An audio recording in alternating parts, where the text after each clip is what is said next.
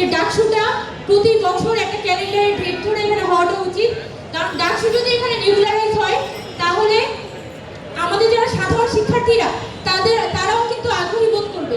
যারা দেখা যাচ্ছে সে একটা নর্মাল ডিপার্টমেন্টে পড়ে, খুবই ভালো স্টুডেন্ট, কিন্তু তার মধ্যে ওই ভয়টা কাজ করে যে আচ্ছা ডাকসু হলে কি আমি জিতবো বা আমি কি পার্টিসিপেট করতে পারবো, একটা সংকোচ কাজ করে। তো সেক্ষেত্রে এই যে সাধারণ শিক্ষার্থীরা তারা যাতে অ্যাজ এ রিপ্রেজেন্টেটিভ আকারে ডাকসু থেকে উঠে আসতে পারে, এই প্ল্যাটফর্মগুলো, এই পরিবেশটা তৈরি করে দেওয়াটা আমাদের কর্তৃপক্ষের পক্ষ থেকে খুবই জরুরি। তো আমি এক্সপেক্ট করবো যে ডাকসু কখন হতে যাচ্ছে, কবে হতে যাচ্ছে এখনো পর্যন্ত পরিষ্কার না। গণতন্ত্র সংশোধনের ব্যাপারে তাদের কোনো প্রপার বার্তা নেই, ভোটটা কোথায় হতে যাচ্ছে সেটা নিয়ে প্রপার কোনো বার্তা নেই। খুবই হাওয়ার উপরে তারা একটা ডাকসু নির্বাচন করবে যা বুঝতে পারছি।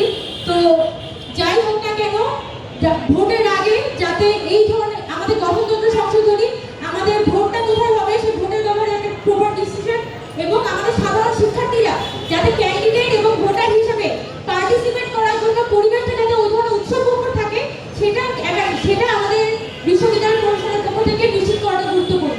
ছাত্র সংগঠন হিসেবে বাংলাদেশ জাতীয়তাবাদী ছাত্র সেই অধিকার আদায় করে নেবে, তবে সেটি কোনোভাবেই আনুষ্ঠানিকতা হতে হবে না, আনুষ্ঠানিকতা হওয়া যাবে না। সেটি শিক্ষার্থীদের অধিকার হতে হবে এবং সেই অধিকার আদায়ের লক্ষ্যে আমরা ইতিমধ্যে বিশ্ববিদ্যালয় প্রশাসনকে নানান রকম প্রস্তাবনা দিয়েছি।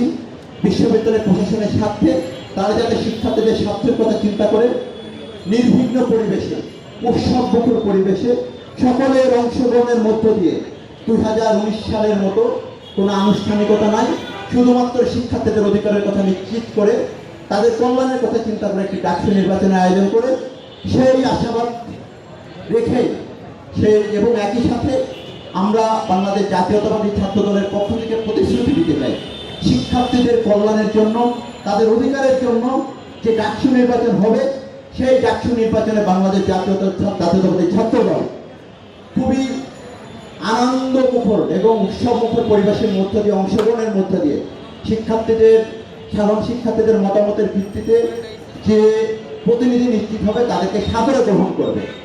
সকলকে ধন্যবাদ, সকল আজকের এই আয়োজকদের আবারও ধন্যবাদ দিয়ে আমি আমার বক্তব্য শেষ করছি।